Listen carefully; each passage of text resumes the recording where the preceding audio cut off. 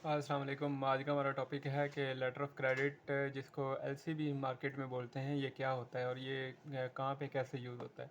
हम इसको एक एग्जांपल से समझते हैं। जैसे कि आपने सामान बाहर किसी से ख़रीदना है, आउट ऑफ कंट्री है, चाइना है, आपने चाइना से किसी से कोई मशीन ख़रीदनी है।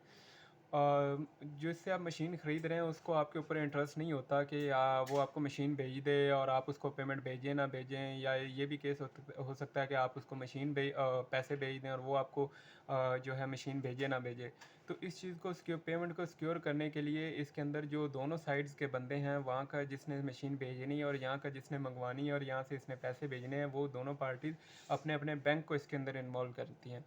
जो जिसने मशीन मंगवानी है, जैसे कि वो पाकिस्तान में है, वो यहाँ वाले बैंक में आता है और कहता है कि मैंने फ़लाँ बंदे से चाइना से ये मशीन मंगवानी है। ज़ाहिर है इंटरेस्ट लैक ऑफ इंटरेस्ट की वजह से ये लेटर ऑफ़ क्रेडिट खोला जाता है। बैंक कहता है ठीक है, हम इस केस में एक लेटर ऑफ़ क्रेडिट खोलते हैं। लेटर ऑफ़ क्रेडिट ये होता है कि इसके अंदर अमाउंट की डिटेल्स होती है। इसके अंदर जो सामान आना होता है उसकी डेट भी, एक्सपेक्टेड डेट लिखी होती है, और लेटर ऑफ़ क्रेडिट जो होती है उसकी एक्सपायरी भी लिखी हुई होती है, और उसके अंदर सारे जो डॉक्यूमेंट चाहिए होते हैं, जो मशीन चाहिए होती है, और जो उन डॉक्यूमेंट्स पे कोई किसी किस्म की कोई इंस्ट्रक्शन दिलवानी है कि वो लेटर ऑफ़ क्रेडिट का जो नंबर है वो सारे डॉक्यूमेंट के ऊपर लिखा हो कि डॉक्यूमेंट के अंदर क्या क्या आता है। कमर्शियल इनवाइस आनी चाहिए, पैकिंग लिस्ट आनी चाहिए, बिल ऑफ लेडिंग आना चाहिए। बिल ऑफ लेडिंग पे पहले एक लेक्चर में दे चुका हूँ। और जो कमर्शियल इनवाइस है, कमर्शियल इनवाइस बेसिकली ये होती है कि उसके ऊपर जो कमोडिटी जो मशीन आ रही होती है उसकी डिटेल्स लिखी हुई होती हैं कि वो उसकी कितनी क्या क्वांटिटी क्या है, कितनी क्वालिटी है, कितने केजीज़ की है, और उसकी प्राइस क्या है, और उसके उसके अंदर पार्ट्स कौन कौन से हैं, ये सारी चीज़ें, और उसके अंदर जो किराया, वो सारी चीज़ें शामिल हैं या नहीं, वो सारी चीज़ें कमर्शियल इनवाइस के ऊपर लिखी हुई होती हैं। लेटर ऑफ़ क्रेडिट ये बैंक जो है बैंक टू बैंक खोलता है। यहाँ का जो बैंक है वो लेटर ऑफ़ क्रेडिट उस बैंक को भेजता है, और उसके अंदर क्लॉजेज़ लिखी हुई होती हैं कि अगर आपको यहाँ वाला पाकिस्तानी बंदा पैसे नहीं भेजता तो हम आपको 5 दिन के अंदर अंदर पैसे, जब हमारे पास डॉक्यूमेंट पहुँचेंगे, अगर वो सारे डॉक्यूमेंट ठीक हुए तो हम आपको 5 दिन के अंदर अंदर वो पेमेंट कर देंगे। वो बंदा, वो यहाँ से हम लेटर ऑफ़ क्रेडिट इस पाकिस्तानी बैंक से उस बैंक के पास जाता है जो बेनिफिशियरी का बैंक होता है, मतलब जिसने वहाँ से सामान भेजना होता है।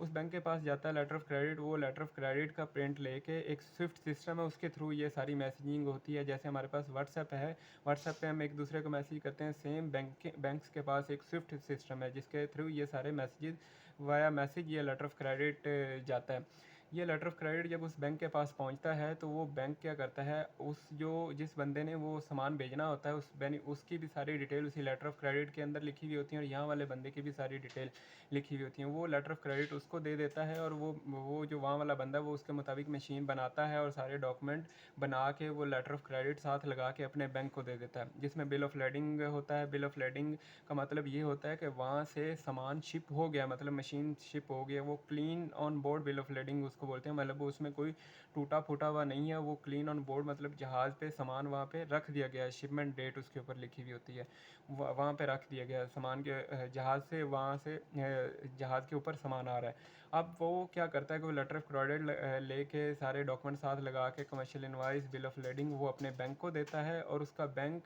एक अपनी सारी ऊपर एक कवरिंग लगा के, जिसके ऊपर उसने आप हाँ इस बंदे से पेमेंट मांगी हुई होती है, पाकिस्तानी बंदे से पेमेंट वगैरह की इंस्ट्रक्शन दी हुई होती है, और वो बेसिकली बैंक को इंस्ट्रक्शन दे रहा होता है कि ये डॉक्यूमेंट हम आपको भेज रहे हैं, आपने हमें पेमेंट करनी है, ना कि उस बंदे को जो मशीन मंगवा रहा होता है। फिर क्या होता है कि वो डॉक्यूमेंट जब पाकिस्तान में किसी बैंक के पास पहुंचते हैं, तो वो बैंक क्या करता है कि उस एप्लीकेंट से पैसे लेके, जो मशीन मंगवा रहा होता है उससे पैसे लेके उस बेनिफिशियरी को भेज देता है, और तब तक जो मशीन है वो भी पाकिस्तानी किसी पोर्ट या एयरपोर्ट तक पहुंच जाती है। वो जो डॉक्यूमेंट होते हैं, जैसे main document bill of lading होता है। बिल ऑफ लेडिंग बैंक के नाम आता है, मतलब गुड्स जो to the order of bank होती हैं, जो मतलब मशीन आ रही होती है उसकी ऑनरशिप बैंक के नाम होती है। बैंक क्या करता है कि उससे पैसे लेके वो उसकी ऑनरशिप जिसको मशीन चाहिए होती है उसके फेवर में ट्रांसफ़र कर देता है। वो क्या करता है कि बिल ऑफ लेडिंग लेके जाता है दूसरा पोर्ट पे, और वहाँ पे जो शिपिंग लाइन होती है उसको बिल ऑफ लेडिंग दे के अपनी वहाँ से मशीन ले लेता है। इस तरह से ये पूरी ट्रांजैक्शन क्लोज़ हो जाती है। और लेटर ऑफ़ क्रेडिट बेसिकली ये एक लीगल डॉक्यूमेंट होता है, और ये नेगोशिएबल डॉक्यूमेंट होता है। सपोज़ करें कि उसने वहाँ से डॉक्यूमेंट भेज दिए और यहाँ वाला बंदा उसकी पेमेंट नहीं करता, तो ये बैंक पे लायबिलिटी होती है कि वो उसने 5 दिन के अंदर अंदर अगर डॉक्यूमेंट बिल्कुल ठीक हुए और एलसी के मुताबिक बने हुए हैं, लेटर ऑफ़ क्रेडिट के मुताबिक बने हुए हैं, तो बैंक ने 5 दिन के अंदर अंदर अंदर उसकी पेमेंट करनी होती है। फिर बैंक पेमेंट कर देता है और अगर ये पेमेंट नहीं करता एप्लीकेंट, तो इसको पेनल्टी या ये वो जो भी उसकी जो मॉर्टगेज बैंक ने सिक्योरिटी वगैरह रखी हुई होती है उसको उस मार्केट में सेल करके अपना लॉस जो है वो पूरा कर लेता है। ये इस किस्म के लेटर ऑफ क्रेडिट इस तरह से इस्तेमाल होता है। आपके सवालों का और सजेशन का इंतज़ार रहेगा। उम्मीद आपको वीडियो पसंद आई होगी। चैनल सब्सक्राइब करना मत भूलिएगा। अल्लाह हाफ़िज़।